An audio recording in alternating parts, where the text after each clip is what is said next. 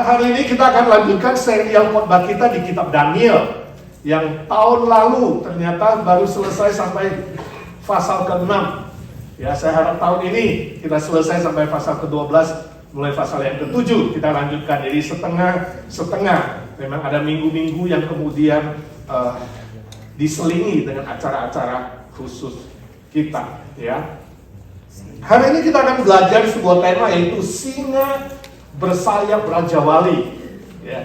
Singa bersayap Raja Wali. Daniel pasal 7 ayat 1 sampai ke 4 kita membaca bersama-sama, ya. Mari kita buka suara membaca firman Tuhan dari Daniel pasal 7 ayat 1 sampai ke 4. Demikian firman Tuhan. Pada tahun pertama pemerintahan Belsyazar, Raja Babel, bermimpilah Daniel dan mendapat penglihatan-penglihatan di tempat tidurnya. Lalu dituliskannya mimpi itu, dan inilah garis besarnya. Berkatalah Daniel demikian, pada malam hari aku mendapat penglihatan, tampak keempat angin dari langit mengguncangkan laut besar, dan 4 binatang besar naik dari dalam laut, yang satu berbeda dengan yang lain. Yang pertama, rupanya seperti seekor singa dan mempunyai sayap burung Raja Wali. Aku terus melihatnya sampai sayapnya tercabut dan ia terangkat dari tanah dan ditegakkan pada 2 kaki seperti manusia, dan kepadanya diberikan hati manusia. Demikian firman Tuhan. Berbahagialah mereka yang membaca, mengerti, dan melakukan dalam hidupnya. Sudah tahu bahwa China memproduksi mobil listrik yang cukup gencar dan maju. Ada sebuah mobil terakhir yang disebut dengan Wuling. Sudah tahu Wuling? Ada yang tahu mobil Wuling? Sudah masuk di Amerika belum? Wuling kecil, ya, mobil listrik ciptaan China. Akhir-akhir ini digemari bukan saja di China, tapi juga di Indonesia. Ya. Nah, sebelum tahun baru ada sebuah berita tentang Wuling Mini, ya, mobil listrik itu kecil, cuma duduk 2 orang, belakangnya gak ada bagasinya, ya. Nah, ini sangat hemat energi. Sebelum tahun lalu ada sebuah mobil Wuling katanya melaju di jembatan Hong Kong Zhuhai Macau. Jadi Hong Kong Zhuhai ke Macau itu ada sebuah jembatan yang sudah bisa lewat darat. Nah, mobil Wuling ngebut di situ, tiba-tiba mogok, terhenti, nggak bisa hidup. Lalu lewatlah sebuah mobil Mercedes-Benz. Dia menolong mobil ini, dia gandeng Wuling di belakangnya, diikat, ya, lalu hari jalan lagi. Jalan cukup kencang, tiba-tiba mobil itu disalip oleh sebuah mobil BMW. Mercy buatan Jerman, BMW buatan Jerman. Karena Mercy disalip oleh si BMW, yang nyetir Mercy itu dia gak mau terima. Lalu dia kebut, dia kejar ini BMW. Dia kejar BMW, kencang sekali, sopir di belakang mobil Wuling yang digeret itu ketakutan. Lalu dia mulai membunyikan klakson. Maksudnya, lambat. Saya ini di belakang. Dia bunyikan klakson. Tapi dua-dua ngebut. Tiba-tiba 2 mobil ini melewati sebuah mobil televisi Hong Kong. TV Hong Kong. Ya, mobil. Dilewati, mereka kaget. Langsung breaking news.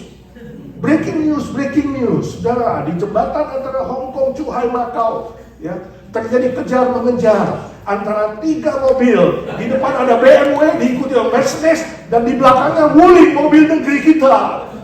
Dan Wuling itu membunyikan klakson terus menerus, ingin menyalip tapi tidak dikasih. Ternyata mobil buatan kita China, mesinnya lebih hebat dari mobil Jerman. Heboh, saudara.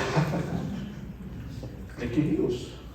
Katanya, saya tidak tahu, mulai besoknya orang-orang berbondong-bondong ke dealer mobil Wuling di Hong Kong, di Shanghai. Wah, ramai sekali, harga naik. Tapi ketahuan itu bohongan, Akhirnya drop harganya. Teman saya beli 300 juta di Indonesia. Itu pun antri, setelah dapat 1 minggu kemudian drop 80 juta, jadi 220 juta. Sekarang katanya akan drop jadi 150 juta, saya tidak tahu. Saya diberi berita itu, saya nggak tahu di berita beneran apa tidak. Ya, mungkin juga humor untuk nyindir si Wuling. Tapi maksud saya ini adalah sebuah contoh dari salah tafsir terhadap penglihatan. Ketika sudah melihat sesuatu, kadang-kadang bisa salah tafsir. Lalu mengambil kesimpulan yang pagi, early conclusion. Wah, kok pagi ini kelihatan saya lihat pastor dia gak senyum-senyum ya. Jangan-jangan dia sudah gak kenal saya. Early conclusion. Ya kan? Wah, kok bos saya hari ini kelihatannya dia matanya agak miring dikit ya. Jangan-jangan, sudah pernah gak mengalami itu? Ya, cepat menafsir, cepat mengambil kesimpulan-kesimpulan pagi. Akhirnya terjadi kekeliruan dan kesalahan. Apa yang kita lihat di sini berbeda dengan Nabi Daniel. Firman Tuhan mengatakan Nabi Daniel mendapatkan penglihatan lewat mimpinya. Dan ini adalah penglihatan dari surga, penglihatan ilahi yang kemudian Tuhan memerintahkan dia dengan inspirasi Roh Kudus menuliskan di dalam firman Tuhan. Nubuat ini berhasil, nyata. Itu sebabnya firman Tuhan itu selalu benar. Apa yang dilihat oleh Daniel dan dituliskan itu benar dan bersifat universal. Saudara, mulai dari pasal 7 sampai pasal 12 kitab Daniel mencatat ada 4 penglihatan yang dia terima dari Allah. Saya harap saudara sehat-sehat mengikuti terus sampai selesai nanti pasal 12 tahun ini ya. Minta sama Tuhan jangan meninggal dulu. Ya, kalau saudara dikasih hidup tiap minggu sehat, datang nggak? Bener. Oke, puji Tuhan. Nah, pasal 7 sampai pasal 8 Daniel melihat penglihatan pertama dan kedua itu terjadi pada zaman Belsasar.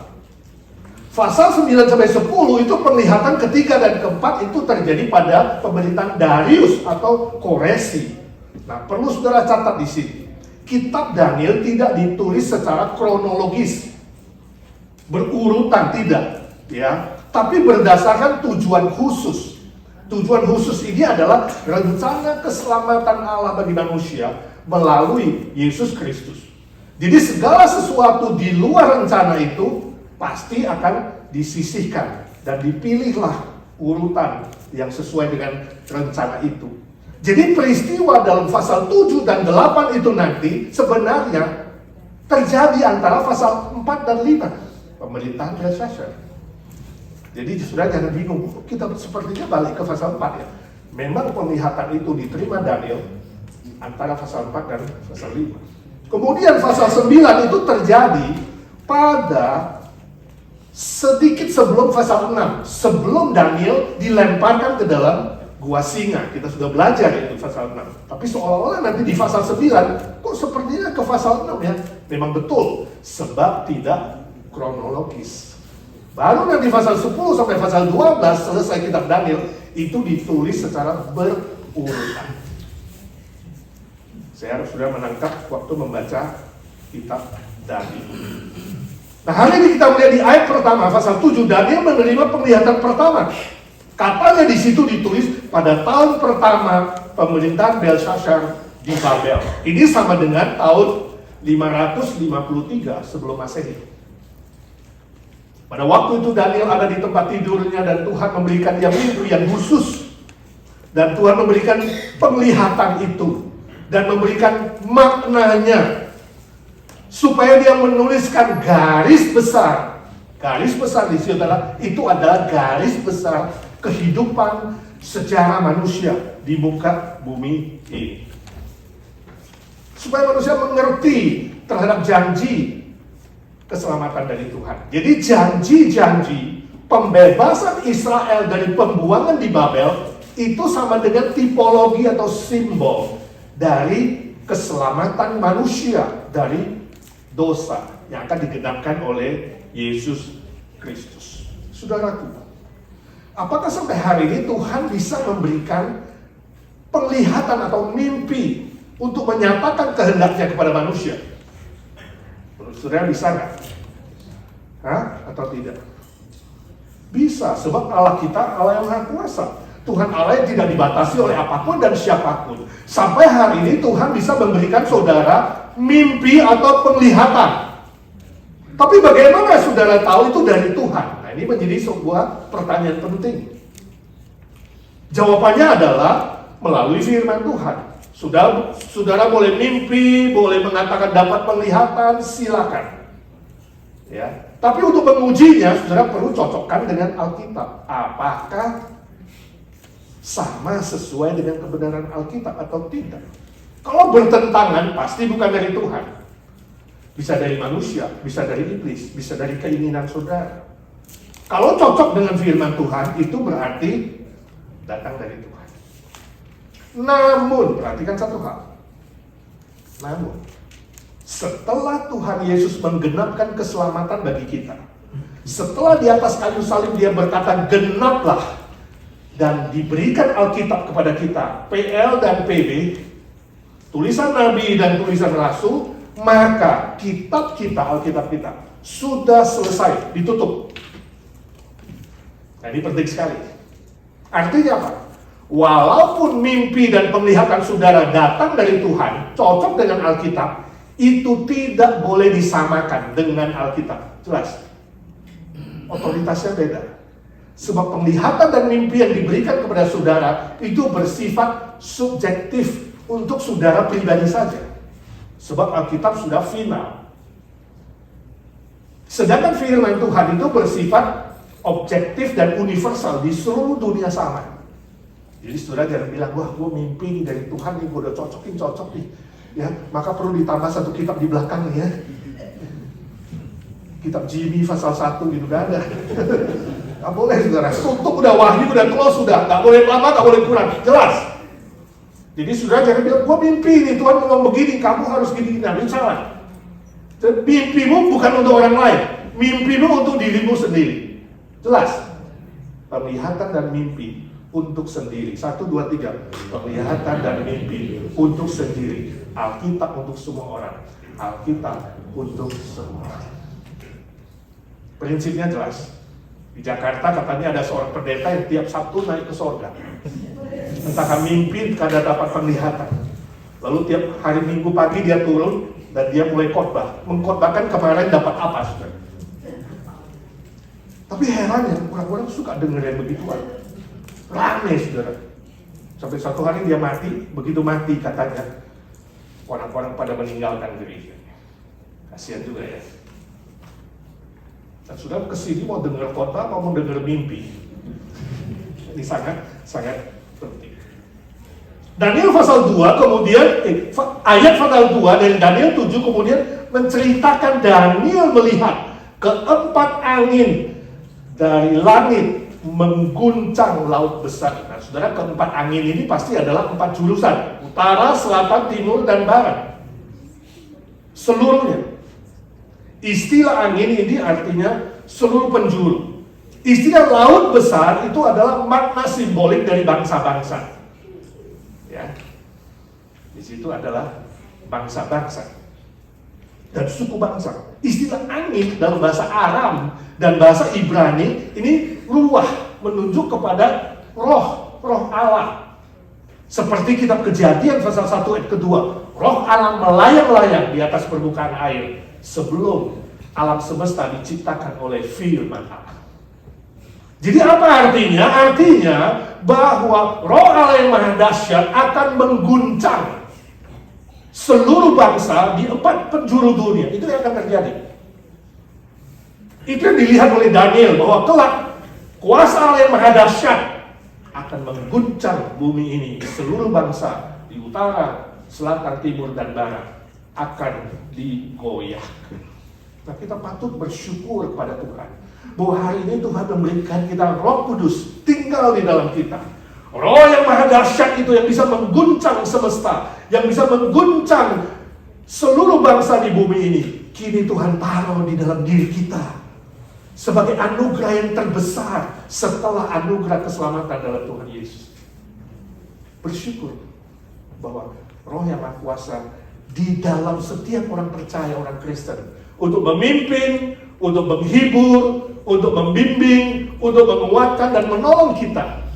Itu sebabnya mari saudara lebih sensitif terhadap pimpinan Roh Kudus. Mari saudara lebih belajar bersyukur untuk hadiah anugerah yang terbesar ini. Jangan hidup saudara bersandar pengertianmu. Jangan bersandar kepada kata orang, kata tetangga. Jangan juga ambil kesimpulan buru-buru tadi, early conclusion. Tetapi bersandar pimpinan Roh Kudus sesuai dengan firman Tuhan. Amin. Di Jakarta ada yang tanya, Pak, bagaimana tahu ini kehendak Tuhan? Kadang-kadang susah di persimpangan jalan. Nah, saudara pernah nggak doa begini? Tuhan, aku tidak tahu apa kehendak-Mu. Tolonglah Tuhan. Kalau kehendak-Mu, berilah aku ketenangan dan damai sejahtera. Pernah nggak doa begitu? Jadi saudara bilang, Tuhan, kalau kehendak-Mu kasih aku damai. Ya, kalau bukan kehendak-Mu kasih gelisah. Nah, jadi ukuran kehendak Tuhan adalah hatimu itu tenang atau tidak tenang. Saya bilang itu bahaya. Kenapa? Karena waktu kamu maling, korupsi, pertama kali deg-degan, udah sering-sering korupsi, itu damai. Tenang nih, lewat terus. Nyontek kali pertama gak enak, nyontek berulang-ulang gak ketangkep, jadi damai. Hati-hati saudara. Kehendak Tuhan tidak tergantung damai atau tidak damai, situasi atau kondisi, tidak. Orang Israel di sini menderita pembuangan, tapi Tuhan berjanji menyertai mereka dengan rohnya, bukan dengan damai atau tidak damai. Nah, ada orang doa begini, Tuhan, aku tidak tahu kehendak-Mu. Kalau memang kehendak-Mu Tuhan, tolonglah supaya semuanya lancar. Ya, kalau bukan kehendak-Mu Tuhan, buat tidak lancar. Oh, jadi gampang ya mengenal kehendak Tuhan. Kalau lancar kehendak Tuhan, kalau tidak lancar bukan. Jadi kehendak Tuhan tergantung situasi, kondisinya lancar atau tidak lancar. Saudara tahu semua nabi dalam perjanjian lama dan rasul dalam perjanjian baru itu hidupnya gak lancar. Justru yang ada dosa, kompromi, lika-liku di Indonesia lancar sekali, saudara. Urus apa itu ya? Kalau ada uang selip ya, apa uang? Bukan uang disiplin ya, uang diselipin ya. Itu lancar, sudah uang pelicin, uang apalagi uang siluman, itu lancar, saudara. Kalau pakai siluman sini sana lancar, nggak pakai siluman nggak lancar, saudara. Jadi hati-hati dengan doa yang demikian. Ada juga orang doa begini, Tuhan, aku nggak tahu dia kehendak-Mu tidak. Kalau kehendak-Mu Tuhan, bukalah semua pintu, open doors. Kalau bukan kehendak-Mu, close all doors, ya, tutup semua pintu. Gak ada jalan, macet. Kalau kehendak-Mu semua kelihatan terbuka. Saudara, kalau you mau cari pekerjaan ya di dunia ini, pekerjaan yang berdosa itu buka pintu semua loh. Ya kan? Sudah kerja di bagian sex phone, sudah kerja di kasino, perjudian, ya kan? Penipuan, penyeludupan, itu open door semua, saudara. Justru yang benar dan jujur itu kadang-kadang pintunya tertutup. Ya, jadi sekali lagi, mengerti kehendak Tuhan bukan soal pintu terbuka atau pintu tertutup. Jangan doa kayak begitu. Ada yang doa lagi, Tuhan gue tak tahu kehendak-Mu, tapi kasih tanda Tuhan, tanda. Minta tanda, betul nggak? Ada nggak minta tanda? Tuhan, sampai sekarang 2023 belum dapat jodoh Tuhan. Aku nggak tahu apakah Tuhan siapkan aku jodoh atau tidak. Tapi minggu pagi ini aku mau ke IGNC Tuhan. Tolonglah. Laki-laki pertama yang aku ketemu itulah jodohnya. Jodohku Tuhan. Sudah datang ke sini. Ketemu laki-laki pertama. Budi yang 90 just kidding. Atau sudah ke gereja begitu laki-laki pertama sudah cleaning service.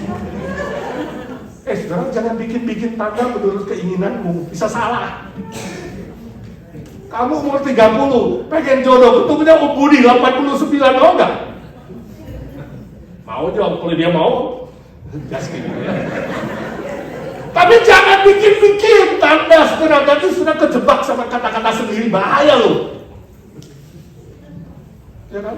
Wanita pertama yang aku ketemu di kantor itulah jodohku. Ya nenek-nenek. Cukup jelas. Jadi mulai hari ini jangan sembarang berdoa. Untuk mengenal kehendak Tuhan, untuk mengenal yang benar itu kembali ke firman. Bukan situasi, bukan kondisi, ya.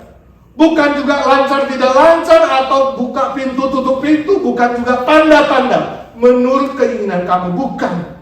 Kehendak Tuhan itu selalu sesuai kebenaran firman Tuhan.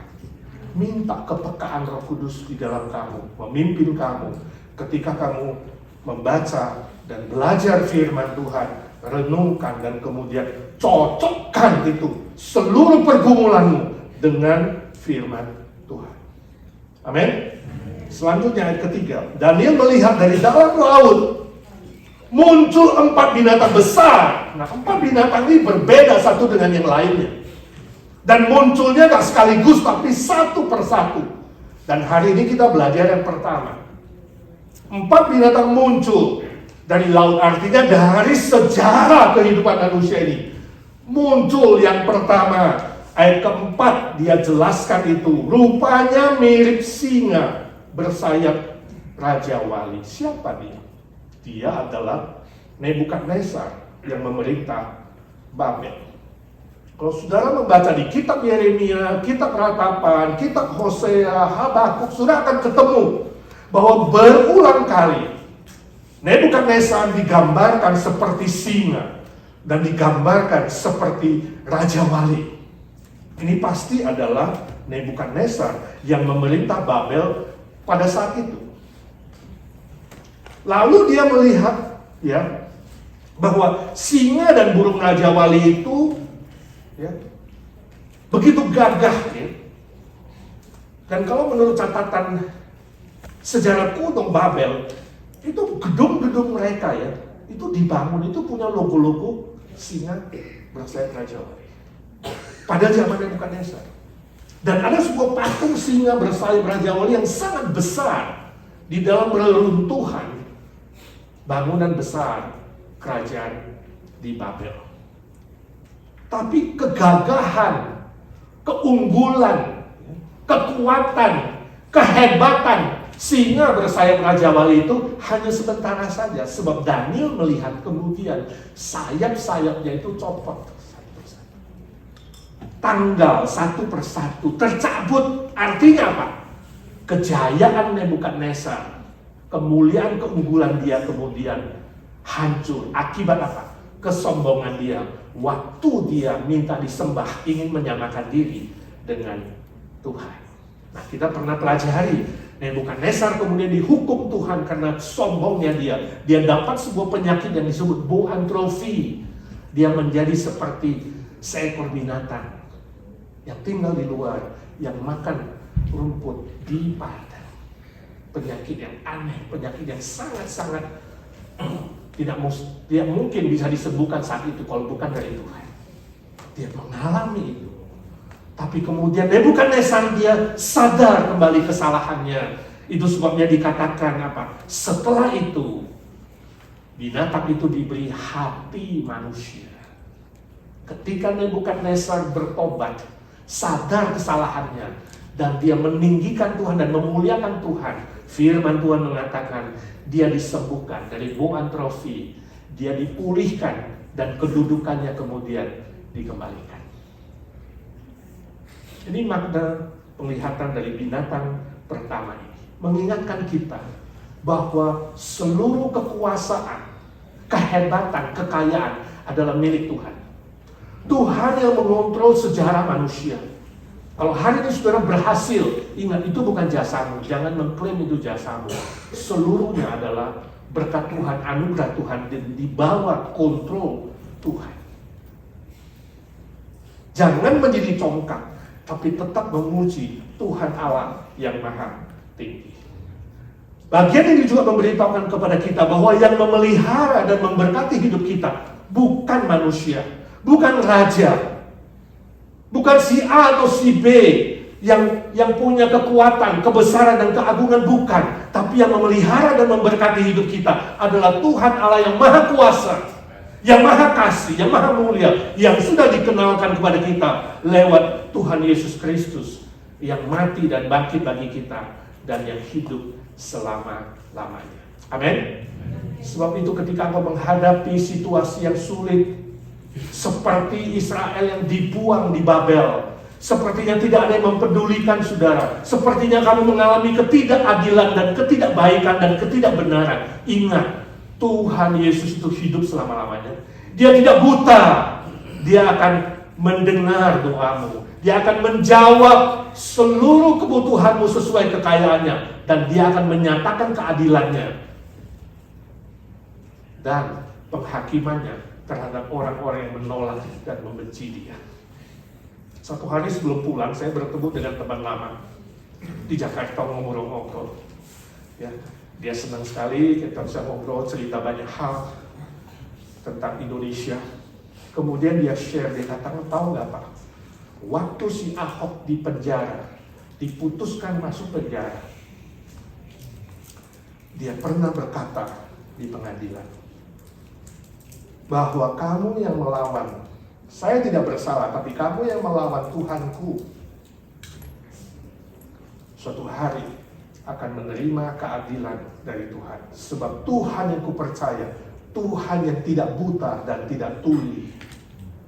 Saudara tahu ada 10 orang yang memaki-maki Ahok, ya, yang kemudian mengata-katai dan menyerang habis-habisan.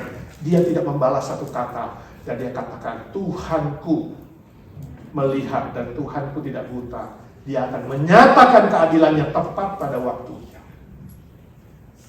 Satu-satu musuhnya mati. Nah, berapa minggu yang lalu enggak? Sebelum saya balik itu mereka bilang yang ke-8 sudah mati. Jadi sudah 8. Jadi mereka excited. Kita tunggu 2 lagi. Bahwa ucapan Ahok menjadi kenyataan. Dan mereka katakan mungkin akan terjadi sebelum pemilu tahun depan. Saya tidak tahu. Tapi ini sebuah contoh. Barang siapa yang melawan Tuhan, barang siapa yang menentang firman-Nya, jika saudara mengalami ketidakadilan dan ketidakbenaran, bersabar. Sebab Tuhan tidak buta, Tuhan tidak tuli. Amin. Nah di China, saudara, ada sebuah cerita yang sungguh terjadi di abad 19. Ada seorang pengusaha toko buah Yi. Ya. Suatu hari dia mengangkut 50 keranjang nanas dari kota Layang menuju Shanghai. Dia seorang businessman, toko buah. Tapi karena perjalanan cukup jauh, tiba di Shanghai, banyak sekali nanas-nanas yang dia 50 keranjang itu menjadi busuk. Lalu dia buang saja sebagian. Nah, di seberang toko dia itu ada sepasang suami istri yang miskin. Melihat nanas-nanas yang dibuang itu, mereka pungut dan bawa pulang. Lalu dibersihkan, yang busuk dibuang, yang setengah busuk yang masih bisa pakai dipisahkan.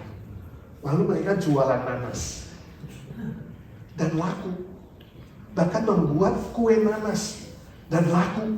Jadi pengusaha itu dia menjadi kesel. Kurang ajar ini ya. Nanas-nanas busuk dibuang, kok dibuat jadi kue dan laku. Ya. Lalu dia sebarkan berita di mana. Saudara-saudara, jangan beli nanas dari toko seberang itu. Ya. Sebab nanas-nanasnya itu adalah nanas busuk semua. Dia tahu memang dari nanas busuk. Jangan beli itu. Tuhan tahu. Ya, kemudian dia buat sebuah tulisan, tempel di toko seberang. Tuhan tahu bahwa nanas-nanasmu itu adalah nanas busuk. Lalu sepasang suami istri itu besok lihat, waduh, toko mereka dijelekin dan ditempelin tulisan. Suami bilang, ini tulisan bagus juga ya. Tuhan tahu. Mari kita ganti nama toko kita. Jadi Tuhan tahu. Jadi makian cacian itu, sumpah itu diambil justru ditempel. Toko nanas dan kue nanas. Ya, nama tokonya Tuhan tahu. Wah, orang-orang lewat. Makin ramai, saudara. Wah, ini toko pasti jujur ini, Tuhan tahu ini ya. Makin ramai. Yang seberang makin marah, makin jealous, ya, makin iri hati dan dengki. Besoknya dia tempel lagi tulisan dengan gambar kura-kura. Kura-kura, dan dikatakan tidak tahu malu, ya. Ambil nanas busuk ternyata bisa berhasil, gak tahu malu. Seperti kura-kura, simpen wajahmu di dalam. Paginya lihat, tokonya ditempelin lagi tulisan. Lalu istri bilang, ini kura-kura cakep juga. Mari kita bikin logo dari toko kita. Jadi mereka ganti, kura-kura itu diambil, dipasang jadi logo baru. Logo kura-kura dan tokonya adalah Tuhan tahu. Makin ramai, saudara. Dan katanya sampai hari ini, abad 20, ya, abad 21. Toko nanas di Shanghai dengan nama Tuhan tahu, dengan logo kura-kura adalah toko nanas yang masih bertahan dan sangat terkenal di Shanghai. Saya nggak tahu apakah saudara hari ini menghadapi cobaan, ujian, atau kesulitan, kesusahan. Gara-gara ketidakadilan, gara-gara apalagi ketidakbenaran, perlakuan-perlakuan yang coba menyerang kamu, saudara terima itu sebagai pemicu untuk tetap semangat. Ya. Tetap semangat, ciayo kata orang Chinese. Ya. Indonesia saya belum ketemu, kalau Malaysia bilang boleh, boleh itu berarti semangat. Indonesia apa ya? Siap, ya betul. Ya kan? Jadi ambil semua ya, yang Tuhan izinkan terjadi pengalaman burukmu dan kesusahanmu. Tetap mengatakan, siap Tuhan, ya. Aku siap, pemicu semangat. Bukan menjadi batu sandungan kamu jatuh, tapi menjadi batu loncatan. Kamu lompat satu tangga lebih tinggi lagi. Dan katakan bersama Tuhan aku akan berhasil. Amin. Tapi sebaliknya kalau dalam hidup saudara ada dengki, ada benci, ada iri hati. Sebab kalau kita lihat manusia lain lebih sukses, manusia lain lebih berhasil, padahal saudara sejajar atau orang itu lebih rendah dari saudara, lebih miskin, lebih jelek, ya, lebih sederhana. Kok dia dapat suami yang ganteng ya? Misalnya, saudara lebih gak cakep, ya, lebih mewah, lebih kaya. Kok suamiku kayak caputo ya, atau canto ya? Kadang-kadang bisa loh, kita lihat orang yang lebih rendah, harusnya dia lebih susah dari gua. Kok dia lebih seneng ya? Mulai jealous, iblis mulai tiupkan dia dengki, benci, dan kita mulai berkata-kata yang tidak sopan, menyerang orang lain, menyakiti orang lain, ada gesekan-gesekan. Jangan saudara, hari ini katakan Tuhan, beri aku hati yang bertobat. Kalau orang lebih baik, aku mau bersyukur. Kalau orang lebih maju, temanku, bahkan yang lebih rendah dariku lebih berhasil, beri aku hati yang bersyukur untuk dia, Tuhan. Amin. Berubah, bertobat, minta Tuhan pulihkan. Maka saya yakin berkat Tuhan akan terus ada padamu supaya menjadi berkat untuk orang lain. Biarlah melalui perjamuan hari ini kita dipulihkan, kita disucikan, kita diperbaharui, menjalani 2023 lebih sukses, mengasihi Tuhan, mengasihi sesama, mengasihi gereja Tuhan. Amin. Mari bangkit berdiri, kita ambil tekad di hadapan Tuhan. Angkat tangan kanan kepada Tuhan, tangan kiri taruh di jantungmu sebagai tanda serius. Ikuti doa saya satu kalimat demi satu kalimat. Tuhan Yesus, saya sudah mendengar firman-Mu dan saya bertekad tahun ini lebih mengasihi Tuhan, lebih mengasihi keluargaku, lebih mengasihi gereja Tuhan, lebih mengasihi sesama manusia, khususnya jiwa-jiwa yang belum diselamatkan. Saya bertekad dalam nama Tuhan Yesus, Juru Selamatku dan Tuhanku. Amin. Bapa di sorga, Engkau mendengarkan anak-anak-Mu satu persatu mengambil tekad baru. Hamba-Mu berdoa, ya Tuhan, berkati satu demi satu. Hamba minta di dalam nama Tuhan Yesus, Tuhan curahkan mujizat-Mu, berikan kesehatan jasmani rohani, Hamba meminta dalam nama Tuhan Yesus, jauhkan dari mara bahaya, jauhkan dari tangan-tangan orang jahat, jauhkan dari serangan iblis. Beri mereka panjang umur, berkati secara jasmani, rohani, materi, dan semua aspek yang lain, agar hidup kami semua menjadi berkat untuk banyak orang. Jiwa-jiwa dimenangkan bagi Tuhan. Terima kasih Tuhan, kami berdoa bersyukur dalam nama Tuhan Yesus Kristus yang sudah mati bagi kami, bangkit bagi kami, dan hidup selama-lamanya. Amin. Amin.